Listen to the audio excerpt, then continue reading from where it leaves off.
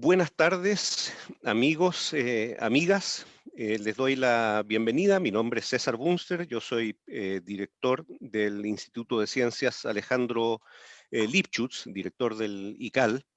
Y hoy nos complace muchísimo en una alianza del área de docencia del ICAL, de nuestro instituto, con el Centro de Estudios del Pensamiento Iberoamericano, el CPIB, del Instituto de Filosofía de la Universidad de Valparaíso, y además una alianza con la editorial popular La Pajarilla, poder presentarles a ustedes el día de hoy eh, la primera charla de un ciclo que hemos programado, que empieza hoy día y que se titula Introducción a la lectura de Gramsci en clave latinoamericana. Yo quisiera ser muy breve y señalarles que esta es la segunda vez que nosotros hemos tenido la suerte como instituto de establecer esta colaboración con el CPIB de la Universidad de Valparaíso y con la editorial popular La Pajarilla, precisamente para poder ofrecerles a ustedes este ciclo de conversatorios. El año pasado, en agosto me recordaban, lo hicimos en esa época en forma presencial, y ahora hemos tenido que repetirlo debido al éxito que tuvo en esa ocasión. Y es un éxito que se hace patente si uno solo piensa en la cantidad de personas que estaban hoy día en la tarde inscritas para participar en estas charlas. Para el día de hoy habían alrededor de 130 personas inscritas, e incluso viendo el chat veo que hay amigos y amigas que se unen desde Punta Arenas, seguramente desde otras regiones del país, pero no solo desde nuestro país, sino que también mencionaban que habían personas que habían manifestado interés en participar desde Brasil y creo que desde Colombia también y seguramente otros países más. Ahí acabo de ver que llega un saludo desde Talca, no podía, y de Montevideo también. Pero bueno, la idea es poder entonces desarrollar este conversatorio y para ello contamos con la distinguida presencia del profesor Osvaldo Fernández. Él es doctor en historia de la filosofía por la Universidad de París y es además el director del Centro de Estudios del Pensamiento Iberoamericano, CPIB, del Instituto de Filosofía de la Universidad de Valparaíso. Tenemos también con nosotros a Gonzalo Osandón, integrante de la editorial popular La Pajarilla, que va a hacer la presentación, la exposición el día de hoy. Y hoy día tenemos además como comentarista y como moderador a Claudio Berríos, quien está cursando su doctorado en estudios interdisciplinarios de la Universidad de Valparaíso. También es integrante del CPIB, es profesor de historia y también magíster en filosofía. También vamos a tener un tercer expositor, que es Gonzalo Jara, quien también está cursando su doctorado en filosofía en la universidad, pero no va a estar hoy día con nosotros, va a estar en sesiones posteriores. Yo los dejo desde ya, antes de darle la palabra a Claudio, quisiera simplemente recordarles que esta es la primera de 6 sesiones. Se van a realizar todos los días miércoles. Hoy es 30 de septiembre, 7 de octubre, 14, 21, 28 de octubre y para concluir el día 4 de noviembre. Así que por favor, en esta vorágine de actividades que hay vía Zoom todos los días, porque en verdad esto es casi como una nueva pandemia, la parrilla, digamos, de conversatorios, etcétera, es bastante interesante todos los días, pero que nos pongan también a nosotros en su calendario de actividades porque las charlas van a estar muy, muy interesantes. Así que bienvenidos a todos y a todas y le doy entonces la palabra a Claudio inmediatamente. Muchas gracias. Muchas gracias, César. Buenas tardes a todos y todas. Bueno, damos comienzo a este ciclo de charlas. Como bien dijo César, son 6 charlas que se harán los días miércoles a las 6:30, con el título Introducción a la lectura de Gramsci en clave latinoamericana. En esta sesión estaré a cargo de moderar. Antes de comenzar, quiero señalar que cualquier pregunta o comentario, hacerlo en el chat voy a estar atento al chat. En la sección preguntas y respuestas para las personas que están en Zoom, ese botón se encuentra en la parte inferior de la pantalla, y también estaré al tanto de lo que se dice y comenta en el Facebook de LICAL, así que, porque se está transmitiendo en directo. Antes de comenzar, quisiera señalar unas pequeñas palabras en torno a estas sesiones que nacen y que se proyectan, en una proyección de actividades que se llevan haciendo hace años en Valparaíso, en torno a lecturas sobre el pensador italiano Antonio Gramsci. ¿Ya? Esto nació hace años desde la Universidad del Paraíso por un interés tanto personal del profesor Osvaldo Fernández, que ha trabajado durante muchos años a este pensador, eh, y a grupos de estudiantes de la Universidad del Paraíso que tenían intenciones de hacer una lectura de Gramsci. Me parece interesante poder hablar de Antonio Gramsci, y como el título lo dice, en clave latinoamericana. Yo creo que esa es, como bien se señala, la clave para poder acercarnos un tanto a Gramsci. Creo que las 6 sesiones que vienen nos van a dar la posibilidad de acercarnos desde Latinoamérica y desde Chile a una lectura que en algún momento nos puede parecer alejada, tanto en el tiempo como en el espacio, pero en la medida en que se va estudiando, y como vamos a ver en estas sesiones, esa clave latinoamericana se puede hacer muy latente y muy fuerte. Bien, voy a presentar en primer lugar al profesor Osvaldo Fernández, quien dará algunas palabras iniciales a esta conversación. Profesor Osvaldo. Ya. Tal como dijo Claudio, agradezco la presentación de César y también de Claudio. Tal como ellos han dicho, esto es una proyección de un seminario que nosotros instalamos hace ya 2 años en el CEPIB, ¿no? En el CEPIB en general nosotros nos hemos preocupado de 2 autores, podríamos decir, ¿no? Sin que por ello no hayamos hecho nada en torno a Marx, ¿no? Que sí hemos hecho coloquios, ¿no? Pero los 2 autores de preferencia han sido, en primer lugar, José Carlos Mariátegui, el peruano, ¿no? Y en segundo lugar, Antonio Gramsci. Nuestro instituto en estos momentos, aparte de estas actividades de difusión y comunicación, está comenzando una línea editorial, ¿no? Y en esta línea editorial ya hemos publicado un fascículo que son los cuadernos del CEPIB, y ahora acaba de aparecer un libro de Gonzalo Jara que se llama Buceando en el Abismo, y que es un libro dedicado al filósofo trujillano Antenor Orrego, colaborador de Amauta, amigo de Mariátegui, y es un pensador original e interesante sobre América Latina.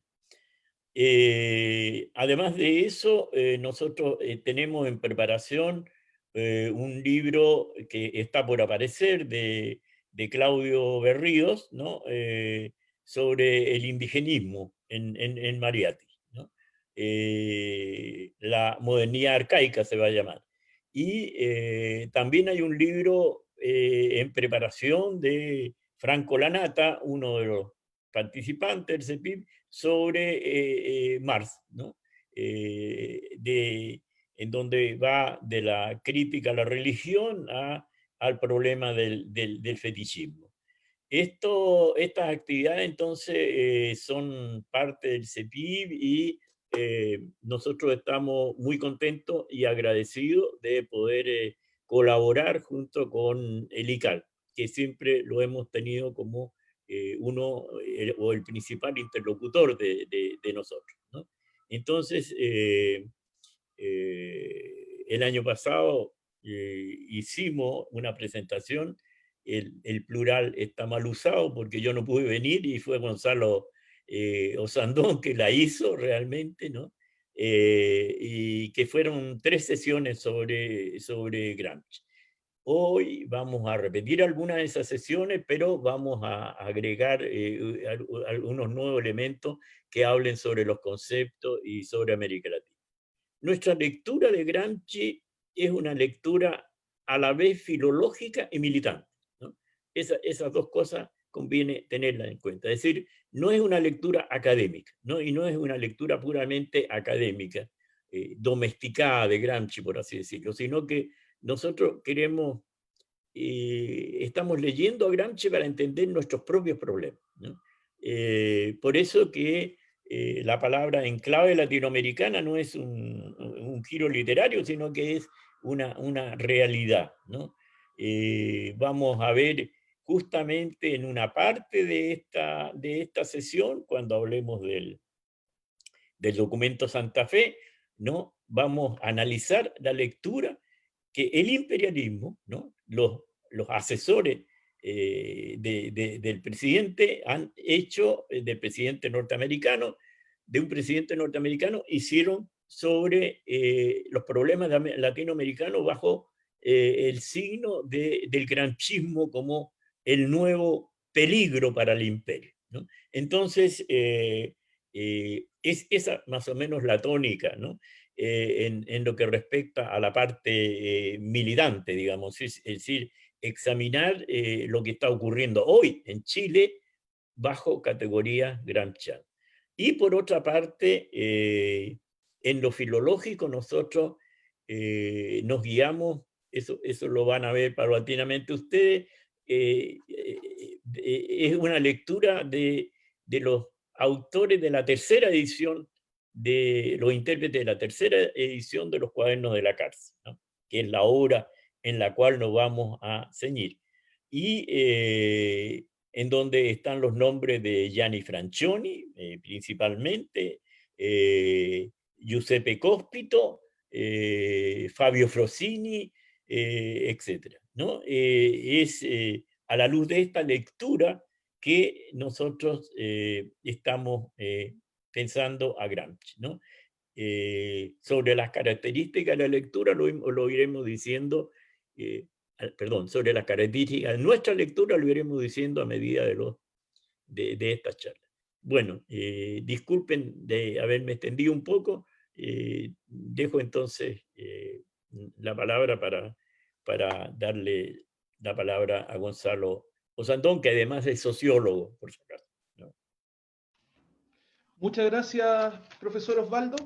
Bien, como lo señaló el profesor, comenzamos inmediatamente con el expositor de esta sesión, Gonzalo Osandón, quien va a presentar esta sesión que lleva como título Prisión política, itinerario del prisionero 7047 y anatomía de los cuadernos de la cárcel de Antonio Gramsci. Les voy a recordar a las personas que pueden hacer sus preguntas vía chat, pregunta y respuesta en la sección de abajo de Zoom y por Facebook. Gonzalo. Ahí sí, bien. Muy buenas tardes a todos. Sumarme primero que todo a los agradecimientos por esta instancia, por desarrollar esta posibilidad de debate, de revisión, de lectura crítica con respecto a un autor bastante importante como es Antonio Gramsci. Efectivamente, ya la segunda vez que en conjunto con el ICAL hemos organizado un evento de estas características. Y en esa ocasión, más bien nosotros nos detuvimos en abordar aspectos biográficos previos, ¿no es cierto?, a su prisión política. Entonces, en esta ocasión, la presentación que tenemos preparado para ustedes busca abordar precisamente la continuación de aquello, de ese recorrido histórico, biográfico de Antonio Gramsci, enfocado principalmente desde el momento en que es detenido y los 11 años que dura su prisión política, ¿ok? Entonces voy a compartir mi pantalla para acompañar esta presentación con un... no sé si lo ven bien, ¿no es cierto? ¿Sí? ¿Se ve bien? Bien. Como bien dijo Claudio, la presentación del día de hoy lleva por título Prisión Política, itinerario del prisionero 7047, la matrícula por la cual fue conocido y después lo acompañó durante estos 11 años Antonio Gramsci, y vamos también a abordar un poco la anatomía de los cuadernos de la cárcel que él escribió durante su cautiverio. Lo primero que vamos a señalar es que es una prisión política producto del motivo por el cual él llega a estas circunstancias por ser dirigente militante del Partido Comunista de Italia. Él, siendo muy joven, a la edad de 35 años, a pesar incluso de él estar bajo inmunidad parlamentaria, él fue elegido diputado precisamente con la intención de que él pudiese ingresar legalmente a Italia y por lo tanto pudiese desarrollarse su praxis política a través de esta inmunidad. Él es arrestado el 8 de noviembre de 1926 mientras iba caminando en dirección hacia una reunión. Ya un mes antes, la dirección del Partido Comunista de Italia, debido también a la fuerte represión desatada por el fascismo, es que organiza un plan para poder sacar clandestinamente a Gramsci de Italia y por lo tanto trasladarlo a Suiza. ¿Ya? Los acontecimientos que vienen a continuación dan cuenta de que en definitiva Antonio Gramsci nunca estuvo de acuerdo con este plan. De hecho, Gramsci estaba en contra de asumir un rol clandestino. Él decía, no puedo asumir la clandestinidad. Soy un dirigente público y tengo que escudarme en torno a aquello. De hecho, una semana antes de ser definitivamente detenido, él es abordado también mientras se traslada a una reunión clandestina del comité directivo en las cercanías de Génova por la policía y es nuevamente trasladado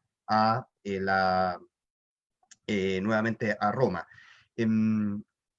Es dirigente del Partido Comunista, ya que él, si bien no fue el integrante del primer comité ejecutivo del Partido Comunista de Italia, él participó del Congreso de Livorno que se desarrolló entre el 15 y el 21 de enero en la ciudad de Livorno. Ahí hubo 3 mociones que se presentaron. La primera moción, la más reformista, la más moderada, la de la Sati, tuvo la más baja puntuación, la más baja votación de los integrantes de ese congreso. La parte moderada, que se denominaba como comunista unitaria o como la moción de Florencia, liderada principalmente por Serrati, obtiene la mayoría y por lo tanto conserva el molde, la estructura del Partido Socialista de Italia, y es en ese momento en que la moción de Imola, la que ya oficialmente era la fracción comunista del Partido Socialista de Italia, alcanza la segunda votación con una buena cantidad de votos, pero no lo suficiente como para poder ganar la posición en dicho congreso. Es precisamente ese mismo día, el 21 de enero de 1921, es que esta última fracción, la de Imola, funda el Partido Comunista de Italia, la sección tercera internacional, donde Gramsci sí es parte del comité central. Dentro del comité ejecutivo, de los que representaba a este grupo de jóvenes, de los que era integrante Antonio Gramsci, el Ordine Nuovo, era representado en el comité ejecutivo por Umberto Terracini. Dentro también de ese comité ejecutivo estaba precisamente Bordiga, que tenía una posición diferente a la que mantenía y sostenía Antonio Gramsci, ¿ya? A los 35 años, este 8 de noviembre de 1926, significó para Antonio Gramsci que a su hijo Delio, que es su hijo mayor, nunca más lo va a volver a ver en su vida. A su esposa Julia tampoco la va a volver a ver. Y a su pequeño hijo Giuliano nunca alcanzó ni siquiera a poder conocerlo efectivamente en persona. ¿Okay? Aquí parte un largo trayecto, más bien una gira carcelaria por distintas prisiones de la bota italiana, donde su primer lugar de encierro fue la cárcel romana de Regina Coeli. Él estuvo 16 días incomunicado absolutamente en estas circunstancias, y después en una carta que escribe, él da cuenta que estos 16 días fueron bastante complejos, él no tenía la más mínima idea de nada de lo que estaba sucediendo, ni para cuál iba a ser su destino, si era conducido hacia la muerte o si iba a ser trasladado en otras condiciones. Y de hecho, él escucha en esta situación, durante estos 16 días, un rumor de que era muy factible de que él fuese extraditado o al destierro a Somalia, lo cual lo aconcojaba bastante. Sin embargo, después de estos 16 días de incomunicación absoluta, él es condenado al destierro y es trasladado durante un buen tramo de tiempo a la isla de Ustica. Los traslados de cárcel en cárcel, Antonio Gramsci, son bastante tediosos y antojadizamente. Digamos que no viajaba en primera clase para nada y tampoco había la intención de llegar muy a prisa a los lugares donde iba a ser confinado. Entonces, todos sus traslados fueron bastante prolongados y generó estadías bastante tediosas en distintas cárceles como en Nápoles y también en Palermo. Él llega el 7 de diciembre a la isla de Ustica, donde va a ser confinado junto a otros 4 prisioneros más, todos ellos militantes del Partido Comunista de Italia, y entre los que se encontraba Amadeo Bordiga. Con Amadeo Bordiga organiza en ese confinamiento, el tiempo que estuvo en la isla Ustica, unas escuelas de formación política para ellos mismos, ¿ya? Lo que da cuenta de la importancia y la relevancia que para Antonio Gramsci, incluso en esas circunstancias, era importante la formación política. Y también da cuenta un poco de cómo era esta relación, un poco de amor y odio, por decirlo entre comillas, entre Amadeo Bordiga y Antonio Gramsci. Lo que sin duda nosotros podemos afirmar es que ambos fueron fundamentales para que el Partido Comunista de Italia pudiese existir efectivamente. Son ellos dos los que inician a través de una serie de reuniones clandestinas los debates que propician la unificación de distintas posiciones en torno principalmente, ¿no es cierto?, a la figura de la Tercera Internacional y, por sobre todas las cosas, a la figura de Lenin en ese sentido. ¿Ya? El 14 de enero de 1927 es cuando el Tribunal Militar de Milán emite esta orden de captura contra Gramsci, la que es firmada por el juez Enrico Masis, y eso implica que el día 20 de ese mes de enero debe dejar Ustica para poder dirigirse a Milán y poder ser, por lo tanto, parte del juicio que se había inaugurado. Como les decía, el trayecto duró un montón, cerca de 19 días, y es así como él llega el 7 de febrero recién a la cárcel de San Vittore. Ahí estuvo hasta el 11 de mayo de 1928, cuando nuevamente es trasladado a la romana prisión de Regina Coeli, donde ahí recién comparte celda con Umberto Terracini, que también había caído un poco tiempo atrás, y con Scoccimarro, que eran además militantes y cumplían labores de dirigencia al interior del Partido Comunista de Italia. Cabe destacar que en el momento en que es capturado, detenido Antonio Gramsci, la posición política que él asumía al interior del partido era la de secretario general.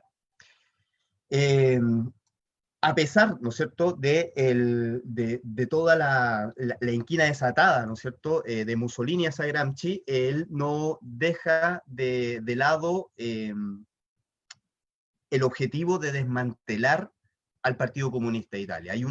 Efectivamente hay una animadversión personal, podríamos decir, de Mussolini contra Gramsci, pero que también es fundamentalmente política de tratar de disolver de la forma más rápida posible la dirección, la unidad de dirección que se podía generar en el núcleo histórico al interior del Partido Comunista de Italia. Por eso que su arremetida fue bastante potente y en varias ocasiones fueron detenidos varias dirigencias que se iban organizando del Partido Comunista Italiano.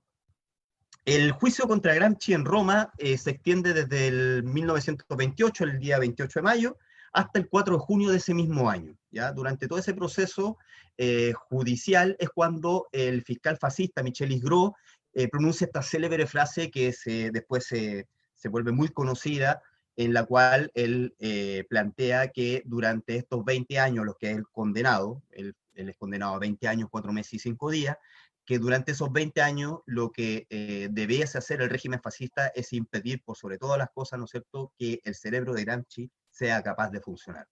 Y la verdad es que su mayor resistencia precisamente fue contra eso. ¿Ah?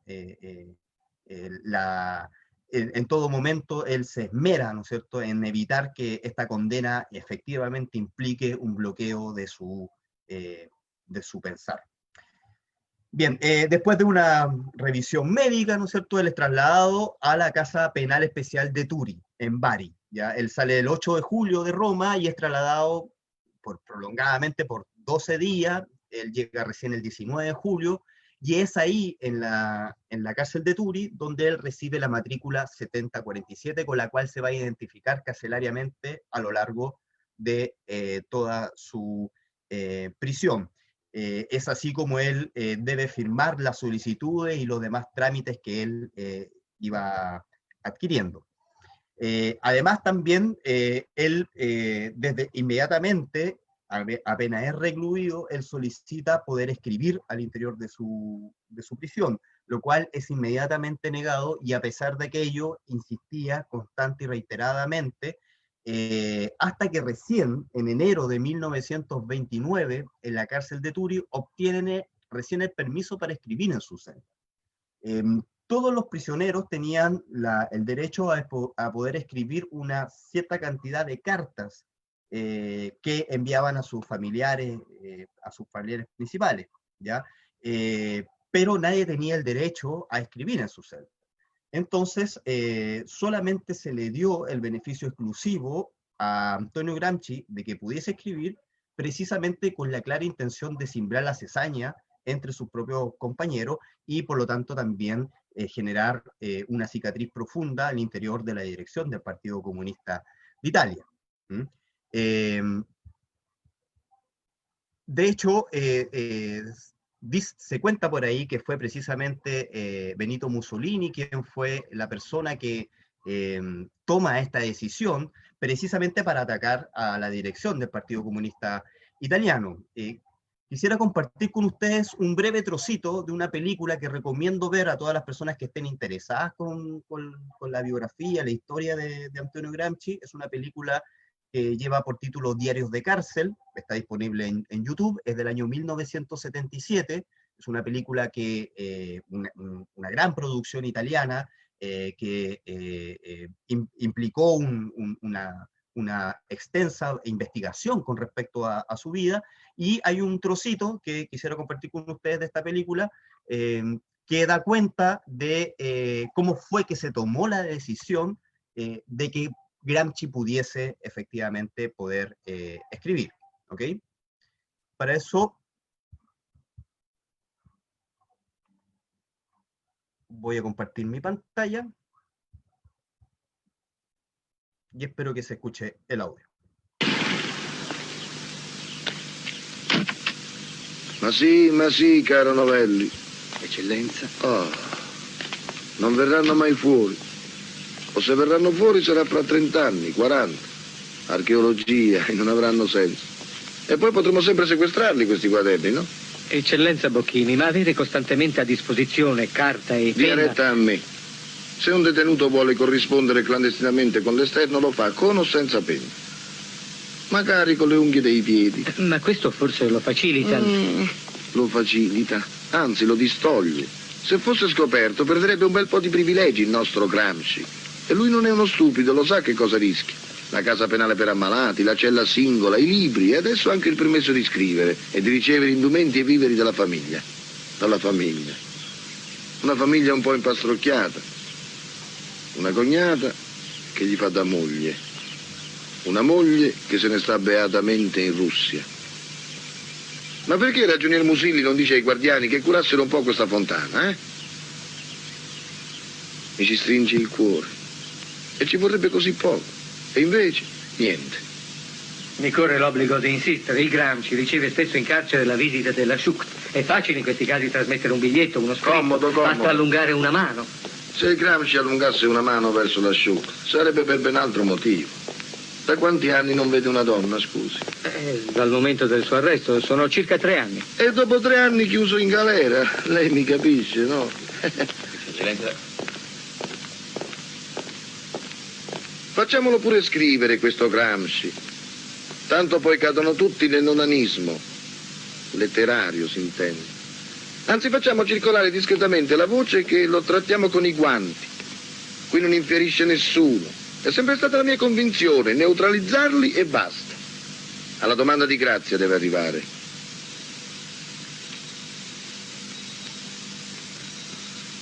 A proposito, cosa ne penseranno i suoi compagni? Di che cosa, eccellenza? Prenda nota.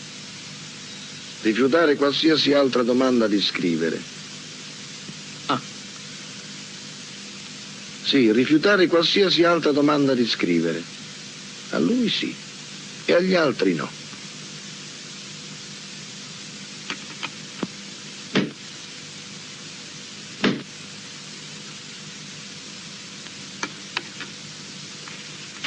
Scrivesse pure.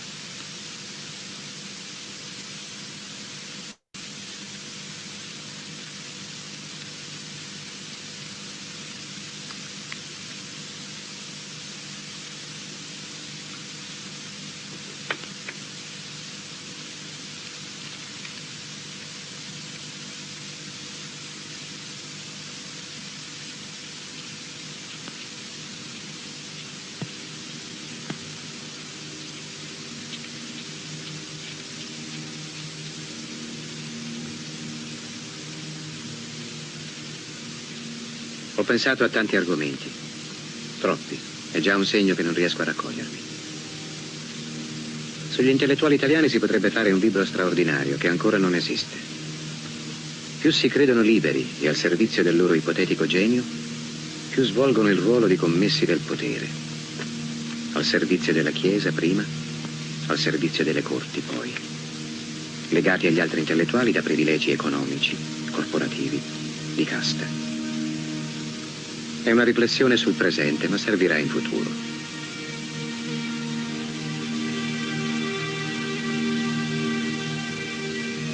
Cara Tania, ora che posso scrivere vorrei fare qualcosa per sempre, come diceva Goethe. È un'idea che mi ossessiona, ora che gli anni più importanti se ne stanno andando al diavolo.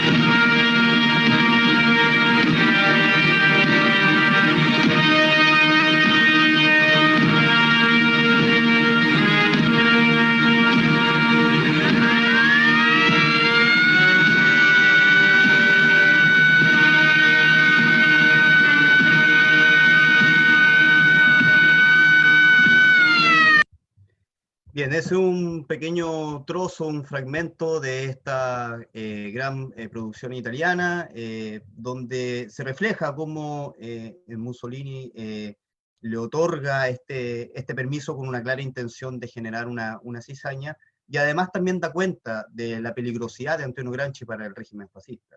Gramsci era peligroso porque era un militante y un dirigente comunista revolucionario, que participó en la ocupación de las fábricas, ocupación que fue violenta y que fue abrupta, donde precisamente buscaban combatir al orden establecido. En esa circunstancia es que Gramsci se vuelve peligroso y por lo tanto también cualquier tipo de difusión de su pensamiento. ¿Ya? Es así como él entonces...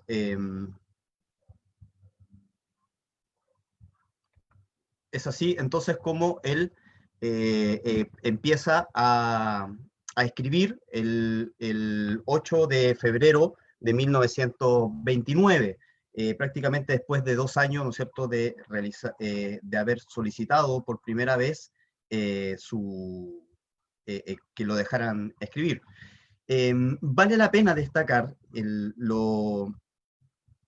aquí sí, bien. Aquí vale la pena destacar dos cosas antes de continuar con este itinerario. Primero, hay una visita muy importante que recibe de su hermano Gennaro en junio de 1930. Él ahí recién se entera de las divergencias que hay al interior del núcleo dirigente del Partido Comunista de Italia y de la expulsión, por lo tanto, de 3 de sus dirigentes, Rebasoffi, Treso y Leonetti, los cuales son expulsados por la posición marcada por Togliatti, Palmiro Togliatti, quien a su vez también realiza esta expulsión en torno a la posición que estaba generando Stalin también desde la Unión Soviética. Coincide también con la expulsión de Trotsky de la Unión Soviética, y en ese escenario Gramsci se entera, se informa de lo que está sucediendo tanto en la Internacional Comunista, en la URSS, y a su vez también cómo eso se ve reflejado al interior del Partido Comunista de Italia. Cabe mencionar que durante todo este tiempo, estos últimos 11 años de su vida, él mantuvo un estado de salud bastante frágil y que fue de manera ascendente empeorando. Sufrió de trastornos gástricos, insomnio, osteosclerosis, la enfermedad de Pott, conocida también como la tuberculosis vertebral, y de hecho, antes de que culminara el año 1928, él ya había perdido 12 dientes.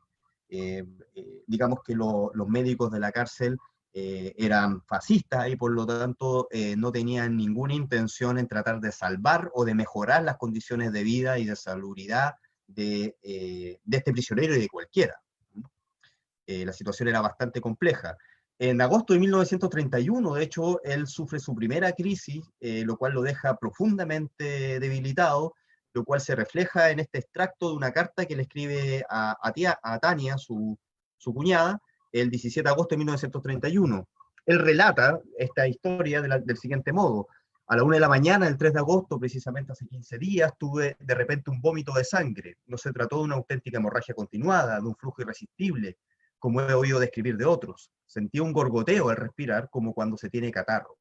Seguía un golpe de tos y la boca se llenaba de sangre. Esto duró hasta cerca de las 4 y en este tiempo arrojé 250-300 gramos de sangre. A continuación no me vinieron ya bocanadas de sangre, sino a intervalos catarro con grumos de sangre. Una crisis de las más potentes que tuvo, lo cual no solamente lo deja muy debilitado, sino también muy asustado. Estas condiciones carcelarias, su situación de salud, daba cuenta de que su muerte era eminente, o que más bien no sabía hasta cuándo tenía tiempo para poder seguir produciendo lo que él buscaba desarrollar a través de sus textos. Él, a fines de 1931 y hasta fines de 1933, es conocido dentro de la literatura que se ha encargado de revisar y profundizar en torno a la biografía de Gramsci. Son considerados como los peores años de salud, que es a fines del 33, cuando él también es trasladado a una clínica cárcel, ¿no es cierto?, producto de su empeorado estado de salud. A pesar de aquello, de ser los peores años de salud, él en este periodo, él confecciona 10 cuadernos, ¿ya? Entre los que él mismo denominó como especiales y misceláneas. Después vamos a explicar un poco en qué consiste estas categorizaciones, pero en este tiempo escribió tanto cuadernos especiales, misceláneas, y además también realizó ejercicios, completó de hecho 3 cuadernos de ejercicio de traducción.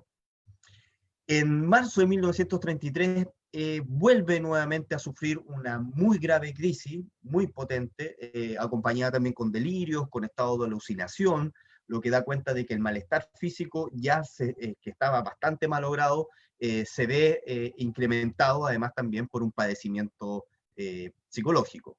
¿ya? Es producto, por lo tanto, de esta enfermedad y de la situación carcelaria, que es trasladado a la clínica de Cusumano de Formia a fines de 1933, acompañado también por su cuñada Tatiana, y durante 1935, y producto de ya su paupérrimo estado de salud, deja efectivamente redactar los cuadernos de la cárcel, estos cuadernos escolares que lo acompañaron durante 6 años de su cautiverio, y recién en abril de 1937 que se le otorga la libertad para que en definitiva no muriese en calidad de prisionero político, sino ya como sujeto, entre comillas, libre. Es así como fallece a los pocos días de una hemorragia cerebral el 27 de abril de 1937. Cabe destacar que en reiteradas ocasiones, incluso hubo un momento en que Italia y la URSS hicieron intercambio de prisioneros, en los cuales incluso estaba considerado Antonio Gramsci dentro de ese acuerdo, el cual condicionaba a Antonio Gramsci a pedir la gracia a Mussolini, en lo cual él obviamente se negó, y lo que implicó que su cautiverio fuese mucho más prolongado. ¿Okay? Este es más o menos un recorrido de su prisión política que busca más bien dar cuenta de que en unas condiciones muy paupérrimas, muy miserables, con un padecimiento de su cuerpo, con dolores físicos que lo acompañaron durante toda su prisión, él desarrolló y produjo estos cuadernos que a nosotros nos llama la atención. ¿Mm? Y que fue en esa condición de prisionero político en que formula estos cuadernos. En un contexto, en un escenario, en un periodo en el cual el Partido Comunista de Italia efectivamente había sido derrotado, había sido masacrado, disgregado por toda Italia, perseguido brutalmente, y eso generando el ánimo, ¿no es cierto?, obviamente, sobre todo de las personas que estaban en prisión, provocan en Gramsci la necesidad de comenzar a pensar en cómo hay que salir de esta situación. Y podríamos decir en términos generales que eso se ve plasmado en estos cuadernos que vamos a presentar a continuación. Es para eso que vamos a hacer una suerte de anatomía de estos cuadernos de la cárcel. ¿Ya? Gramsci inicia esta redacción de cuadernos escolares el 8 de febrero de 1929, exactamente 2 años y 3 meses después de su arresto. Gramsci lo que solicitaba al inicio eran hojas sueltas que él pudiese poder escribir, pudiese poder borrar, eliminar, etc. Pero el permiso consistió exclusivamente en otorgarle una serie de cuadernos escolares, los cuales sus hojas estaban debidamente numeradas y los cuales eran revisados periódicamente. Esto implicaba un control bastante estricto, una vigilancia bastante fuerte, que obligaba a la administración carcelaria a tener que timbrar de manera periódica dichos cuadernos para saber hasta dónde llega y si había una u otra hoja que pudiese haber sido arrancada, ¿ya? De hecho, también existe información de que las personas encargadas de tener que leer estos cuadernos que iba produciendo, como también la solicitud de lectura, era bastante abundante, lo que tenía demasiado extenuada a las personas que estaban cumpliendo esta misión para la administración carcelaria. Además, también dentro de las reglas de la posibilidad para que él pudiese escribir, estaba la posibilidad de que él solamente pudiese tener alrededor de 3 a 4 cuadernos simultáneamente. ¿Ya? Entonces, esto se comenzó a complejizar en la medida en que él comenzó a solicitar más cuadernos y por lo tanto fue rellenándolo, sobrepasando excesivamente la cantidad que pudiese tener en su celda. Entonces, existe también la información de que existía una suerte de baúl al interior de la prisión que no estaba en su celda, y en el cual él iba solicitando que se le entregasen distintos cuadernos en la medida que él lo iba rellenando. Entonces, por lo tanto, hay que tener en consideración que la escritura de sus cuadernos no es lineal, no es consecutiva, no es que haya terminado un cuaderno escolar para después pasar al otro y así sucesivamente, sino que él iba simultáneamente solicitando distintos cuadernos, siempre teniendo a su disposición 3 a 4 cuadernos, los cuales iba rellenando con distintos parágrafos, que era la forma también en cómo él escribía su cuaderno. ¿Ya? Los cuadernos no fue fácil poder consignarlos, ya tienen su propia historia, los cuadernos después que fallece Gramsci, son rescatados por Tania. Tania busca la forma de poder hacerlo conservar del mejor modo posible, hasta que son trasladados a la Unión Soviética, los cuales son guardados por mucho tiempo y después son entregados nuevamente al Partido Comunista de Italia, y es precisamente Palmiro Togliatti quien se encarga de su primera edición. No me voy a detener mucho en las ediciones porque eso lo vamos a ver más adelante en las próximas sesiones, pero para adelantarles, ¿no es cierto?, digamos que la forma en que se tiene de poder captar los momentos en cuales se fueron escribiendo y rellenando los cuadernos con este desorden que tenía para poder escribirlo, gracias a la censura, podríamos decir de algún modo, es que se pueden subdividir ciertos periodos, sobre todo en la cárcel de Turi, ¿ah? De acuerdo más bien a los directores que eran los que encargados de tener que firmar, timbrar cada vez que fuese necesario estos cuadernos. Entonces, el periodo de la cárcel de Turi, que es desde el 1928 hasta 1933, se puede subdividir en 4 periodos, que son los que se señalan acá, de acuerdo a los directores que fueron los que eran los directores de la prisión.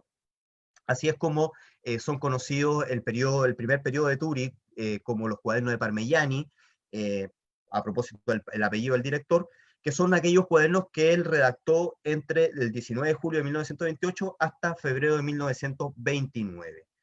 Después viene el director Gualteni, desde el 31 de mayo del 29 hasta el 24 de noviembre del 30, el periodo Turi 3, los cuadernos de Azariti, que es de noviembre de 1930 hasta marzo del 33, y también el último periodo de Sorrentino, que es del 18 de marzo del 33 hasta noviembre de 1933, que es la fecha cuando él es trasladado a la clínica de Cusumano de Formia. ¿En qué consisten estos cuadernos escolares? Él alcanzó a completar, a escribir, no todos del todo, 33 cuadernos escolares que él iba solicitando, los cuales se subdividen del siguiente modo. Él dividió fundamentalmente 2 tipos de cuadernos, ya por lo menos de manera más explícita: los cuadernos de miscelánea y los cuadernos especiales. Los cuadernos de miscelánea eran los que él supuestamente rellenaba con distintos parágrafos de forma más disgregada, sin necesariamente tener un orden lógico, eran empleados para distintos motivos, con distintas temáticas, y después él, desarrollado hasta el cuaderno 9, él empieza a desarrollar ciertos cuadernos, orientándolos, agrupando estas notas, esta serie de parágrafos, ya en dinámicas más temáticas, y por lo tanto desarrolla los cuadernos 10, 11, 12, 13, 16, 18 y 29. Además también, como le había dicho anteriormente, él realiza ciertos ejercicios de traducción en algunos de estos cuadernos escolares, en 13 cuadernos escolares, más en el 7 y en el 9, que también hay ciertos fragmentos de esos cuadernos que ocupó para la traducción. ¿Ya? Estos cuadernos de traducción, cabe la pena destacar que en la edición de 1975, bajo la curatoría de Valentino Yerratana, no fueron considerados dentro de esa publicación. en dicha edición, que fue la primera vez que nosotros conocimos verdaderamente los cuadernos de la cárcel propiamente tal, como cuadernos escolares, fue solamente 29 de los 33 que él escribió.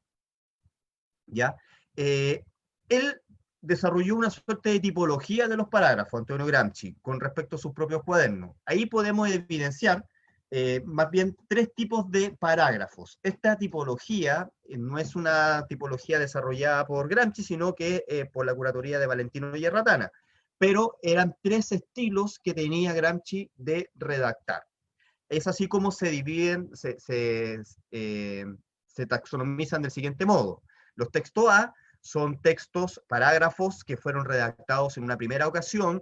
Generalmente esos primeros parágrafos son escritos en los cuadernos misceláneos, y después, en una segunda redacción, son escritos generalmente en los cuadernos especiales, que son conocidos como los textos C. Los textos C son en algunos casos agrupamientos de textos A, ¿ya? De primera redacción, y en algunos otros casos son modificaciones que se le hacen a textos A. ¿Ok? Tiene esa doble versatilidad los textos C: agrupar notas texto A y a su vez también modificar, alterar una serie de notas texto A. Y además también existen unas notas de redacción única, que son textos B. Uno esos lo encuentra tanto en los cuadernos misceláneos como en los cuadernos especiales, ¿ya? Vale la pena preguntarse qué sentido tiene o si se pudiese generar una suerte de importancia, de escala de importancia en torno a este tipo de textos. ¿Será que los textos C efectivamente son una nueva formulación más acabada que los textos A? ¿O tal vez es el movimiento mismo de la reflexión crítica? ¿Será que los de redacción única están acabados definitivamente?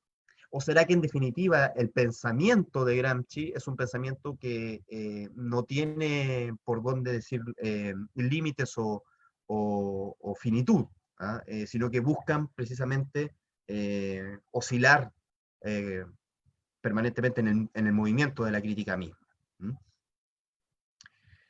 Bien, dicho esto, yo más bien, para no alargarme mucho más, quisiera un poco compartir con ustedes la anatomía de los considerados los cuadernos Turi, ¿ya? Para más o menos ustedes dar cuenta un poco del estilo que tenía también de escribir, de rellenar los cuadernos Antonio Gramsci. Los cuadernos de Turi son aquellos cuadernos escritos entre comienzos del 29 y hasta 1932, que es cuando él recién empieza a escribir los cuadernos especiales. ¿Ya?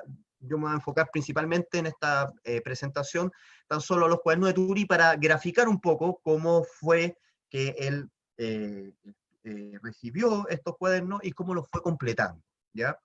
Él recibe un primer grupo de cuadernos, ¿ya? El cuaderno 1, el cuaderno 2, el cuaderno 9, el A, el B y el C, que son los cuadernos de traducción. Este primer grupo de cuadernos son conocidos como los cuadernos de Parmigiani, a propósito del apellido, ¿no es cierto?, del director de la cárcel, ¿ya? Los ejercicios de traducción fueron solamente exclusivos en estos 3 cuadernos, y como les decía anteriormente, tanto en el 9 como en el 7 también hay ciertas traducciones que después esos cuadernos fueron completados con una serie de parágrafos, ¿ya? Estos 6 cuadernos escolares eran de similares características, ¿ya? Pero no fueron iniciados desde el principio. No fueron, por lo tanto, escritos por Gramsci desde la primera hoja, ¿ah? De hecho, Gramsci comienza a escribir, a rellenar los cuadernos con una traducción bastante antojadiza de los cuentos de los hermanos Grimm, directamente del alemán.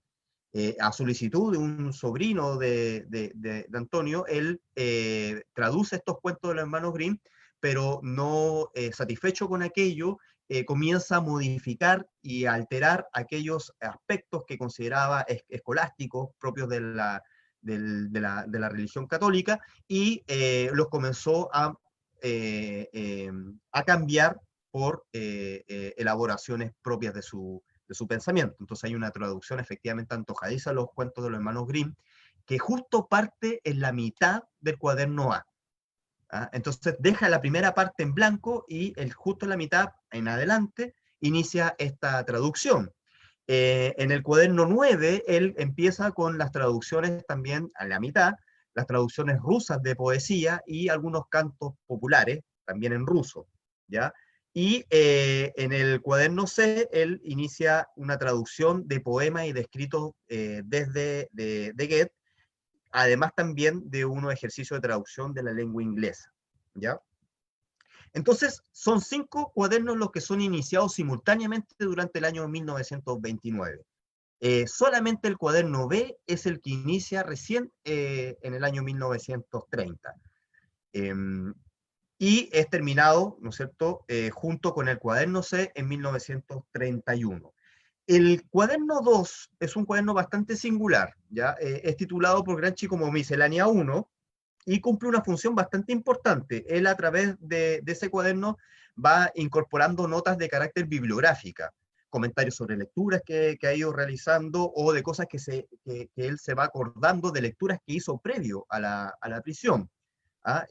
Todo eso fue completado hasta octubre, en todo octubre del 31, y fue dejado de rellenar, ¿no es cierto?, hasta 1933. Es decir, a lo largo de toda la serie de cuadernos que él escribió, el cuaderno 2 fue acompañándolo para poder ir inscribiendo sus notas más bien de carácter bibliográficas. Hay un segundo grupo de cuadernos que él solicita, y lo solicita a pesar de que no haya terminado el grupo de cuadernos anteriores. Eso es lo que da cuenta, en definitiva, de que habían varias temáticas que inspiraban, suscitaban en Gramsci la necesidad de tener que ser procesada y desarrollada. Entonces, por lo tanto, requería de una serie de cuadernos para ir ordenando este agrupamiento de parágrafos. ¿Ah? Esta nueva solicitud recién se concreta en 1930 y es solamente habiéndose completado el cuaderno A tan solo, y faltándole incluso algunas páginas al cuaderno 1. ¿Ah? Por lo tanto, no es el rellenado o el haberse quedado sin hojas el motivo por el cual él solicitó más cuadernos, sino más bien sin duda es otro el motivo. Aquí a continuación quisiera dar cuenta de algunos detalles con respecto a algunos cuadernos que a nosotros nos han parecido bastante importantes y que nos han llamado mayormente la atención. Por ejemplo, el cuaderno 7. El cuaderno 7 es iniciado en su primera página con ciertas traducciones directamente desde el alemán al italiano por parte de Gramsci de textos de Marx.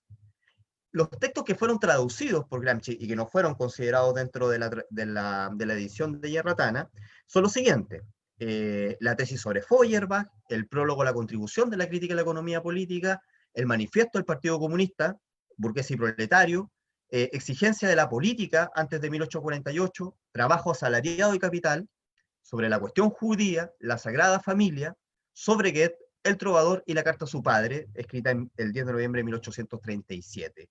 Estos son la serie de textos que tradujo directamente el alemán Antonio Gramsci y da cuenta también de la sintonía o la selección también de estos textos, de por qué son traducidos y cómo son también empleados a lo largo de una serie de parágrafos que va desarrollando a lo largo de su cautiverio. Cabe mencionar que estas traducciones son inmediatamente interrumpidas en agosto de 1931, cuando él comienza con una serie de 60 notas, de 60 parágrafos, de carácter miscelánea, de distintas cosas, lo que después son acompañados con 48 parágrafos que son agrupados bajo el título de Apuntes de Filosofía, Materialismo e Idealismo, segunda serie, los que son iniciados en noviembre de 1930.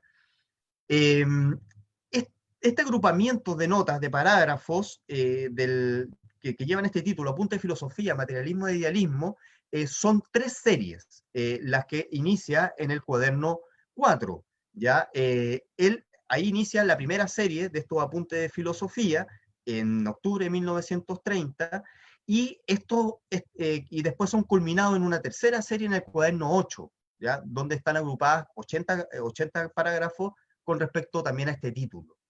Esta agrupación de notas resulta bastante importante porque después son estas mismas series las que constituyen de distinta manera la serie de cuadernos especiales, sobre todo dedicados a Bujarin y a Croce.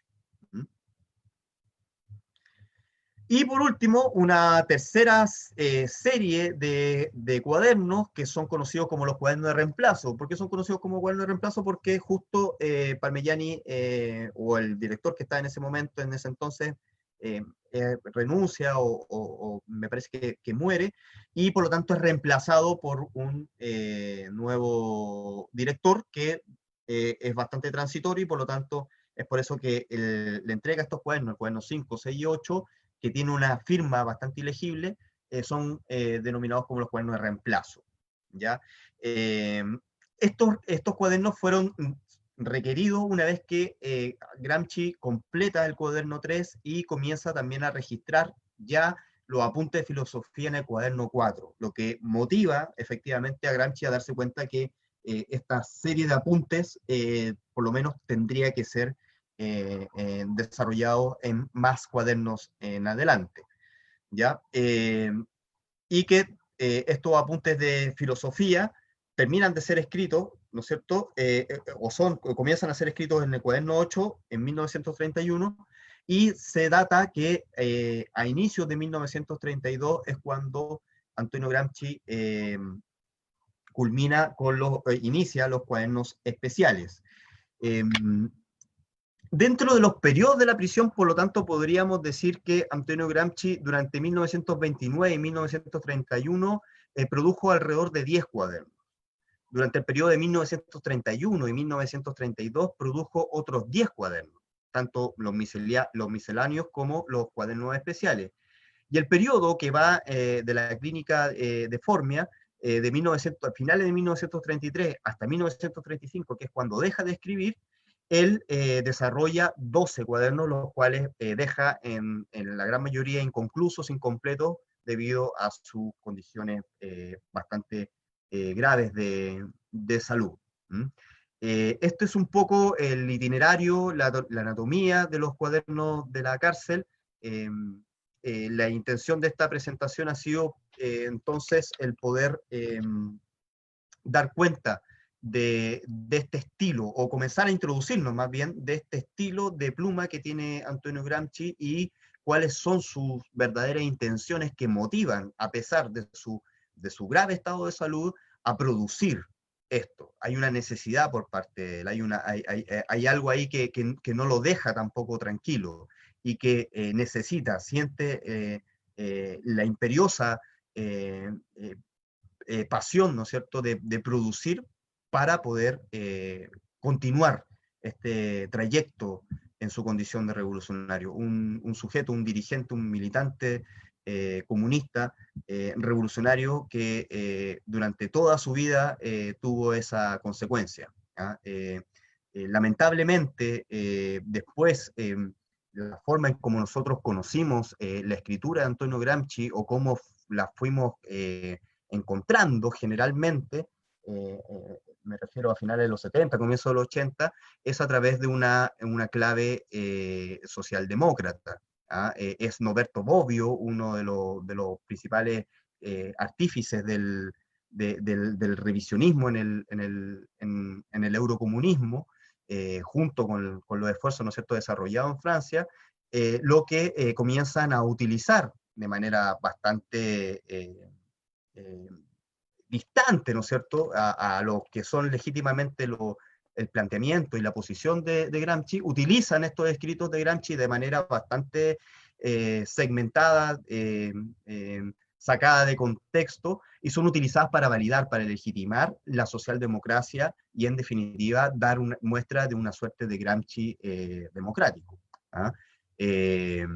Después es precisamente la reacción, la posición política de derecha, que comienza a preocuparse efectivamente por las voces que son anunciadas desde el imperialismo yanqui, de la peligrosidad del pensamiento de Gramsci y cómo esto pudiese significar una merma sustantiva, ¿no es cierto?, al ejercicio del dominio imperialista. Y es así como organizaciones como la Fundación Jaime Guzmán o del Progreso también han iniciado un interés por la lectura de estos cuadernos. Y como dijo el profesor Osvaldo, y con esto voy culminando, nuestra intención precisamente es de poder desarrollar una lectura crítica, pero una lectura militante, es una lectura que busca dar cuenta de la legitimidad y de lo genuino que fue Gramsci en su condición de revolucionario, que es traducido y es efectivamente visualizado en sus parágrafos. Eso, muchísimas gracias por su atención. Muchas gracias, Gonzalo, por esta excelente presentación en torno a los cuadernos de Antonio Gramsci. También por ser una exposición inicial en el contexto de estas seis jornadas que van a seguir, porque como bien tú señalaste, es importante tener un poco el panorama de cómo se fue construyendo o cómo se fueron construyendo estos cuadernos que al parecer son la base fundamental desde donde se piensa y se lee a Gramsci, independiente de que hay otros textos que son previos a los de la cárcel. Hay una serie de preguntas que voy a hacer, pero antes de partir por las preguntas, le voy a dar la palabra al profesor Osvaldo, que quiere hacer un comentario en torno a esta exposición. Profesor Osvaldo, tiene la palabra. Ya, tenía cerrado el micrófono. Muy breve, no se asusten. El comentario que voy a hacer responde a dos preguntas que estoy viendo en el chat, es decir, una que de Mario Valenzuela, me parece, no, Matías, no veo muy bien. Hola, ¿tuvo acceso a la lectura durante la cárcel? Y la otra es de Wilfredo Aliana, que pregunta, ¿se maneja la posibilidad de que el despelote de pasar de un cuaderno a otro, empezando desde cualquier parte, tenga que ver con la necesidad de desconcertar y cansar a los que tienen la tarea de leerlo y eventualmente censurarlo? Yo sobre eso era la observación que iba a decir. El detalle de lo que ha dicho Gonzalo no es por un prurito de pedantismo, ¿no? Ni de decirle, mira cómo es de complicada esta cosa, sino porque la lectura de Gramsci es complicada, ¿no? Se lo advertimos desde ya. O sea, Gramsci puso su pensamiento en movimiento en estas notas de la cárcel, en los cuadernos, pero al mismo tiempo fue construyendo un laberinto, ¿no? Esa palabra no la hemos inventado nosotros, lo dijo Franchoni, ¿no? De tal manera de que Gramsci no se puede leer de adelante para atrás, ¿no? Perdón, no se puede leer del comienzo hacia el final, no se puede leer linealmente. Los críticos justamente a que no hemos referido han hablado de la necesidad de una suerte de lectura en espiral, ¿no? En donde se va y se viene. Ahora, por eso es tan importante en Gramsci la manera como dice lo que dice que lo que dice, ¿no? O sea, tanto lo que él dice como la manera como lo dice son importantes, ¿no? Porque, por ejemplo, si ustedes quieren averiguar el concepto de hegemonía, no hay un cuaderno dedicado a la hegemonía, no hay una sola nota dedicada a la hegemonía, no hay una nota que diga la hegemonía es tal cosa y sirve para tal otra. No, él toma el concepto de hegemonía de Lenin y lo hace funcionar. Lo coloca en otras circunstancias, con otras notas y empieza a funcionar. Es decir, y la única manera entonces de leer a Gramsci es navegar a través de las notas. Es un ejercicio que van a tener que hacer los que quieran verdaderamente entrar en la lectura de Gramsci. Es como la obra de Gramsci es como un gran mosaico, ¿no? En donde ustedes navegan saltando de izquierda a derecha, de arriba a abajo, etcétera, a medida que van completando. Por ejemplo, en torno a la hegemonía, no hay una nota, ni dos, ni tres, hay 40 y tantas notas, ¿no? Entonces, para entender bien qué es lo que Gramsci quiso decir por hegemonía, hay que recorrer todas esas notas, ver un poco la complementación de unas con otras. Por eso a mí siempre me ha parecido un poco curioso, ¿no?, que Laclau hable con un autor que fue un poco el guía de la lectura socialdemócrata, hable con una cierta tranquilidad de la hegemonía en Gramsci, ¿no? Es decir, eso requiere, digamos, un elemento filológico crítico. Ahora, eso con respecto a la observación que yo quería hacer, y indudablemente, como dice la pregunta, el laberinto fue construido para ocultar lo que él decía, ¿no? El riesgo que él corría es lo que dice Mussolini en la parte de la conversación que mostró Gonzalo, ¿no? Bueno, los cuadernos se pueden destruir, ¿no? O sea, si ellos se hubieran dado cuenta de qué es lo que había dentro de los cuadernos, lo habían destruido o lo habrían publicado. ¿Por qué? Porque en los cuadernos venía una crítica a lo que estaba pasando en la Unión Soviética. Venía una crítica rotunda, profunda al manual de marxismo-leninismo a través de Nicolás Bukharin, ¿no? Eso indudablemente habría merecido un artículo en el Corriere della Sera, digamos, y lo habrían publicado. O las críticas que hace al fascismo, también veladas, soterradas, ¿no?, indudablemente podrían haber significado la destrucción de los cuadernos. A él no le podía pasar nada más ya de lo que le estaba pasando, pero su obra podía quedar destruida. Y termino muy rápidamente, él leyó abundantemente. Al comienzo, cuando no podía escribir, leía más o menos un libro por día, ¿no? Entonces, él tenía acceso directo a una gran librería de Milán, ¿no?, que se la permitió, le abrió una cuenta un amigo de él que se llama Piero Rafa, ¿no?, que era profesor en Cambridge, ¿no?, y que él utilizaba, en donde lo mandaban diarios, revistas, libros, etc., ¿no? Eso nomás por ahora, porque vamos a volver a insistir en casi todo esto después en las sesiones que vienen. Muchas gracias, profesor Osvaldo. Gonzalo, mira, ya el profesor señaló algunas preguntas. En vista al tiempo, te voy a señalar otras 3 y tú, si quieres, vas armando a partir de lo que dicen los compañeros y compañeras. Bueno, el profesor ya señaló una de Matías Valenzuela. ¿Tuvo acceso a lectura durante la cárcel?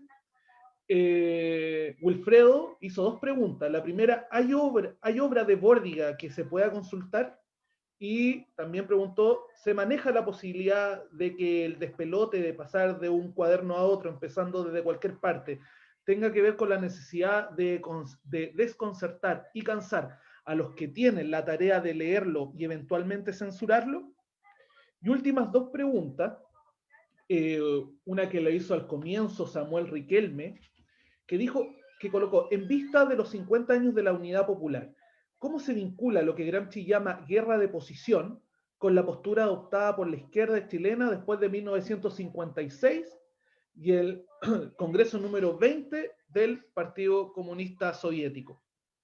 Y por último, Gonzalo, Nicolás Mallea pregunta, ¿dónde militaría esta lectura militante? Porque pareciera ser que Gramsci puede militar en varias partes y por lo tanto puede ser leído en varias claves. Ahí te dejo, Gonzalo, la parrilla de preguntas y ves cómo la arma. Ya, bueno, primero, gracias por las preguntas. Sobre Amadeo Bordiga, hay algunos artículos que es posible encontrar, hay unas compilaciones que han ido siendo rescatadas el último tiempo, porque Bordiga fue olvidado inmediatamente, ¿no es cierto?, dentro del Partido Comunista de Italia. Él sale expulsado, ¿no es cierto?, él se va en primera instancia, después termina siendo expulsado del Partido Comunista de Italia. Tiene una posición bastante obcecada, Bordiga, a lo largo también de su trayectoria. Podríamos decir que es Gramsci el que tiene el arte de ir persuadiendo, de ir incorporando, vinculando a Bordiga dentro del proceso. ¿Por qué? ¿Por qué si le caía tan mal? ¿Por qué si tenía este debate tan asperoso, ¿no es cierto?, con respecto a posiciones políticas al interior de una militancia? Porque Bordiga lo que tenía era precisamente una amplia red de comunistas a lo largo de toda Italia. Y eso es lo que en realidad fue el que repletó en la moción de Imola en 1921. Entonces, en ese sentido, Bordiga tiene una importancia sustantiva dentro de esa elaboración. Ahora, textos, libros, como propiamente tal, yo desconozco, pero de seguro yo he visto, sí, algunos artículos que es posible encontrar dentro de las editoriales populares, ¿no es cierto?, en últimas ediciones que han habido. De seguro en Italia también el último tiempo tiene que haber aparecido algo de ello. Y sería bastante importante, interesante poder acceder a esa lectura porque, como digo, él cumple un rol militante importante dentro y orgánico dentro de la composición del Partido Comunista de Italia.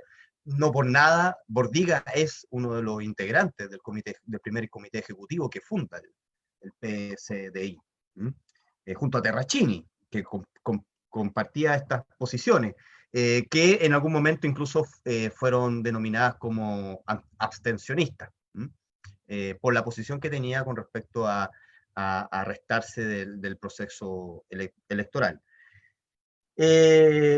Con respecto a la posición de la izquierda después del 1955, ¿no es cierto?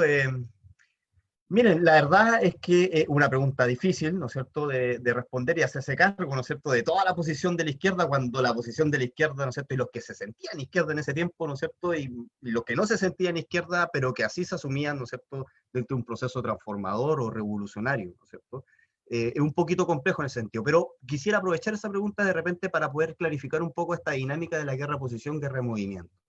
Son dos conceptos militares que Gramsci acuña para hacer alusión a procesos y dinámicas que se están dando en la sociedad misma en su transformación. Hay un concepto que también es importante de considerar en el entendimiento de estos dos elementos, que es la revolución pasiva. Lo que hace el poder para evitar que se pueda llevar a cabo el triunfo de una revolución, y cuando triunfa una revolución, lo que hace para tratar de eliminarla por sobre todas las cosas, ¿no es cierto?, y dejarla aislada de cualquier otro tipo de opción de que pueda contagiar, ¿no es cierto?, a otros pueblos en otras latitudes, en otros territorios. ¿Qué fue lo que sucedió, ¿no es cierto?, con el triunfo de la Revolución Rusa? Entonces, y Gramsci traduce que en definitiva el fascismo en Italia es la reacción, la respuesta como revolución pasiva, una revolución que no cambia nada, que es una revolución que en definitiva es transformar para no transformarlo nada. Vamos a hablar un poco más en las sesiones que vienen a continuación sobre ese concepto. Yo solamente lo estoy enunciando para más o menos explicar que en definitiva Gramsci se da cuenta que ya no podemos seguir con la misma estrategia. Que el poder se ha dado cuenta, se ha pegado a la espabilada y que tiene que reaccionar de un modo diferente para que no suceda nuevamente un asalto al Palacio de Invierno. Entonces Gramsci se da cuenta de esto y dice, chuta, aquí también nosotros tenemos que cambiar nuestra estrategia. Ahora, ¿cómo la cambia? ¿Cómo la plantea? ¿Ya? Porque aquí hay varias interpretaciones y, bueno, yo por lo menos voy a dar la que yo estimo, ¿ya? Guerra de movimiento es en el aspecto militar es cuando hay un traslado ofensivo, ¿no es cierto?, de una fuerza que va a atacar hacia la otra. Las típicas guerras, ¿no es cierto?, que nosotros veíamos en el campo de batalla, los William Wallace, ¿no es cierto?, el Corazón Valiente, ¿ya? Ese podríamos ser, es el ejemplo más nítido de una guerra de movimiento, dos fuerzas que chocan, ¿no es cierto? Y que al chocar una tiene que vencer a la otra, que fue como el estilo el asalto de invierno, ¿no es cierto? Y la guerra de posiciones es una guerra de carácter defensiva que se inaugura, ¿no es cierto?, en la Primera Guerra Mundial, como una novedad tecnológica, moderna, de la forma en cómo se llevaba a cabo la guerra, en la cual consistía mantener una posición de combate que fuese defensiva, pero que impidiese que el enemigo pudiese avanzar. Entonces ya no se tenía el ejército completo, la tropa, ¿no es cierto?, impidiendo a la otra fuerza contrincante que avanzase, sino que simplemente mantenía la posición con indumentaria tecnológica, armamentista, y por lo tanto podía zafar esa fuerza humana y ocuparla en otro lado para atacar, mientras mantenía esta defensa de posición, ¿ya? Entonces en este caso, lo que nos plantea Gramsci es que no basta solamente con desarrollar la guerra de movimientos en un proceso de transformación revolucionaria, ¿ya? Él no niega, ni descarta, ni anula esta posibilidad, ¿ok? Dice que no es suficiente, que hace falta incorporar nuevas dinámicas, nuevas estrategias, pero también no bloquea esta opción, sino que tiene que existir en esta dinámica tanto generar la guerra de movimientos, pero a su vez también avanzar en la guerra de posiciones. ¿Qué significa la guerra de posiciones? En definitiva, que las clases subalternas, los sectores populares, el pueblo que ha sido explotado, ¿no es cierto?, oprimido y dominado, pudiese comenzar desde ya a avanzar en ciertas trincheras, ¿no es cierto?, consolidar ciertas posiciones antes de desatar del todo una guerra de movimiento, ¿ya? Entonces, en ese sentido, yo por lo menos creo que si se pensase que asumir la guerra de posiciones es renunciar a la opción revolucionaria de una salida con respecto a una sociedad, yo creo que es una mala interpretación de lo que nos está planteando Gramsci, sino que lo que nos está planteando Gramsci, y ahí a propósito, aprovecho de responder la última pregunta, ¿cuál es esta militancia? Es una militancia revolucionaria. Esa es la militancia de Gramsci. Son escritos, son lecturas para revolucionarios y revolucionarias, para aquellas personas que efectivamente quieren transformar el mundo de veritas, y no a medias tintas. ¿Ah? Esa es la lectura que hay, y esa es la lectura más genuina, por decirlo de algún modo, siendo lo más objetivo posible, es decir, solamente ciñéndonos a lo que Gramsci escribió y a lo que quiso escribir. Y de lo que se trató todo el rato es sobre cómo hacer la revolución incluso en una situación de derrota. ¿Ah? Cuando ya todo, no hay ningún tipo de esperanza, cuando no hay ningún tipo de fe, cuando los ánimos están totalmente por el suelo, ¿no es cierto? Gramsci dice, chuta, no tenemos que lamentarnos, ¿ah? No tenemos que hacer el harakiri, tenemos que buscar la estrategia y la táctica que nos permitan nuevamente seguir con un proyecto emancipador revolucionario. Entonces, efectivamente, su lectura es revolucionaria. ¿Puede militar en distintos lados? Sí, pues puede militar en cualquier lado. En los lados tal vez, sin duda que le puede ser de utilidad a la socialdemocracia, sin duda que le es de utilidad al reformismo para argumentar un montón de cosas, ¿no es cierto? Sin duda le es a la derecha bastante útil. ¿Ah? La lectura de Gramsci es bastante potente para que nos demos cuenta que él no solamente, así como la de Marx, ¿no es cierto?, estamos hablando de esa altura, ¿ah? Son lecturas que, obligadas incluso, para aquellas personas que no necesariamente adscriben a su planteamiento y propósito, ¿ah? Pero sin duda que a donde más aporta, donde más contribuye, donde la lectura de Gramsci es muchísimo más nutritiva, es en aquellos sectores revolucionarios, sin duda. Muchas gracias, Gonzalo. Pesimismo en la realidad. ¿Sí, profesor? Mira, sí, sobre lo último, para complementar, nomás, no sé, me parece que la respuesta de Gonzalo fue impecable. Yo quiero insistir, digamos, en el hecho de que Gramsci militó en el Partido Comunista Italiano, ¿no? Eso queda claro, digamos, nadie puede decir que militó en otro lado. Y segundo, si lo han hecho militar en otro lado, porque también a Marx se le puede hacer militar en otro lado, ¿no? Wall Street lee a Marx en estos momentos, ¿no? Es decir, para entender el capitalismo, ¿no? Ahora, si nosotros queremos hacer una lectura militante, tenemos que leerlo y no dejarlo de leer. Si la izquierda no ha producido una buena lectura de Gramsci en Chile, no es culpa de Gramsci, es culpa de la izquierda, ¿no? A eso me refiero, ¿no? Entonces, para nosotros militantes es fundamentalmente pensar en la posibilidad de la revolución chilena, ¿no? De qué manera nos podemos acercar a eso, ¿no? Prepararla, etcétera, hacer las preguntas convenientes y los análisis convenientes de la realidad en que estamos viviendo. Un poco para allá va esta serie de charlas. Gracias. Muchas gracias, profesor Osvaldo. Bien, alguien en Facebook, no recuerdo el nombre, preguntó si recomendaban alguna lectura para seguir estos encuentros. No sé si alguno de ustedes quiera responder, Gonzalo, sobre esto. Mira, yo estaba pensando en eso, Claudio. Pero creo que lo podemos entregar más ordenadamente después.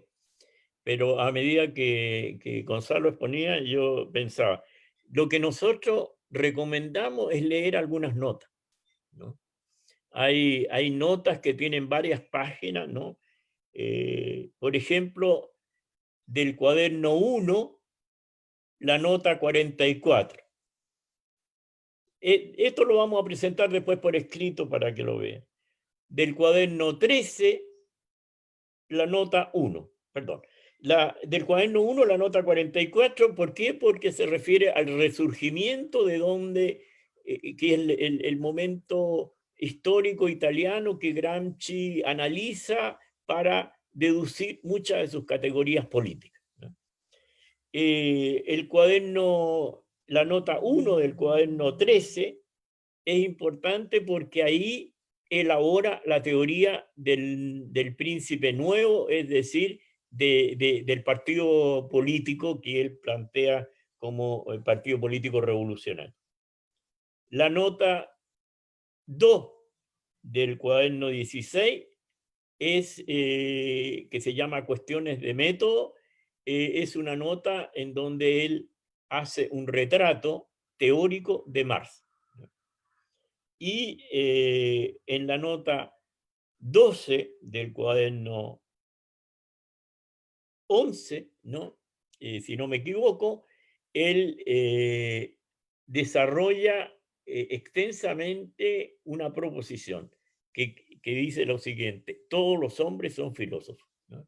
Y a partir de esa exposición, todos los hombres son filósofos, analiza el sentido común, analiza la filosofía de la praxis, analiza la importancia de los partidos políticos, analiza la importancia de los intelectuales, etcétera, etcétera, etcétera, ¿no? Y pueden leer el cuaderno 12 como un texto, ¿no? Es decir, ahí sobre los intelectuales. Ese está casi armado para leerlo de esa manera. Bueno, esas son algunas indicaciones. Gonzalo puede agregar otras Sí. que yo sugeriría. Totalmente de acuerdo con la sugerencia del profesor, ¿eh? Lo mejor y lo más recomendable es sumergirse inmediatamente a la lectura directa de Antonio Gramsci. O sea, sin concursos ni sorteos, inmediatamente a los cuadernos. A pesar de que tiene ciertas limitancias, la edición crítica de Valentino Yerratana en 1975, que fue traducida por la editorial Era, ¿no es cierto? Esa es la que nos tenemos por ahora más a disposición en castellano para poder revisar esa lectura. Yo por lo menos también, sumado a lo que propone como lectura el profe, le agregaría el cuaderno 4, el cuaderno 7 y el cuaderno 8, la agrupación de estas notas sobre apuntes de filosofía. Ahí hay harta contundencia y permite que uno también pueda entender esta espiral de elaboración de las categorías conceptuales de Gramsci. Y bueno, hay una serie de notas que más adelante vamos a sugerir también para aquello. Quisiera además aprovechar ya de agradecer y la presencia de muchos de los participantes de los seminarios de lectura que hemos estado haciendo en los últimos años, tanto en Santiago como en Valparaíso, junto con el profesor Osvaldo Fernández, junto con el CEPIP. Se han sumado distinta gente con el interés de desarrollar esta lectura militante, esta lectura más en profundidad de los cuadernos de la cárcel, y hemos generado estas dos instancias, tanto en Santiago como en Valparaíso, de seminarios permanentes de lectura de los cuadernos de la cárcel, y es grato ver cómo muchos de ellos también están en estos momentos presentes, y saludarlos, porque igual estas lecturas que se han desarrollado han sido colectivas, y por lo tanto también eso ha contribuido significativamente a que nosotros también podamos ir suministrando este material y avanzar también un poco más en la reflexión de los postulados de Gramsci. Muchas gracias, Gonzalo, profesor Osvaldo. Bien, si no queda más que decir. Sí, profesor, aquí. Sí. Perfecto. Bueno, vamos a seguir haciendo estas lecturas, vamos a meternos en las lecturas de los cuadernos, de las notas, recordando un poco lo que dijo el profesor Osvaldo desde esta lógica filológica y política de leer a Gramsci, que lo hace tan rico y tan interesante de verlo ahora en la actualidad. Así que, muy bien, vamos a ir cerrando esta sesión. Les recuerdo que la próxima semana, 7 de octubre, será la segunda sesión con el título El laberinto de los cuadernos, las notas y los conceptos, que si mal no recuerdo está a cargo del profesor Osvaldo de hacer la exposición, ¿cierto? Sí. Perfecto, así que muy bien. Agradecemos en primera instancia a ICAL por haber facilitado este espacio para hacer estas sesiones. Agradecemos al profesor Osvaldo, agradecemos a Gonzalo Sandón, y sobre todo agradecemos a los compañeros y compañeras que estuvieron en el día de hoy con sus preguntas, prestando atención, y nos encontraremos la próxima semana. Así que muchas gracias a todos y todas. Que estén muy bien. Ya. Chao, saludos a todos y muchas gracias por la presencia. Chao, muchísimas gracias. Que les vaya muy bien.